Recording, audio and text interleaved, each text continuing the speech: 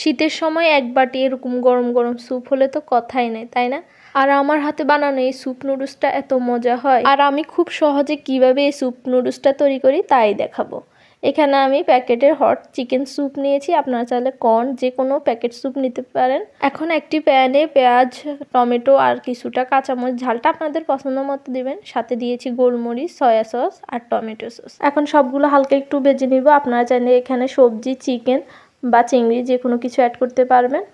এখন দিয়ে দিলাম পরিমাণ মতো পানি। এখন প্যাকেটের স্যুপগুলো পানি দিয়ে গুলিয়ে সাথে দিয়ে দিব।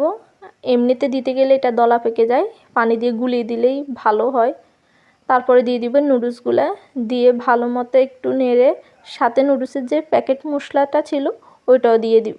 এখন হালকা সিদ্ধ হয়ে আসলে এর সাথে অ্যাড করব আমি ফ্রোজেনে রাখা সসেস আর মিটবল। এগুলো আমার ফ্রোজেন ছিল আর সম্পূর্ণ আমি বাসায় তৈরি করেছি। বাস তৈরি হয়ে গেল মজাদার স্যুপ নুডলস। শীতের সকালে বা বিকালে এটা খেতে অসম্ভব মজা লাগে। আর শীতকালে তো স্যুপ ছাড়া তো মনে হয় চলেই না।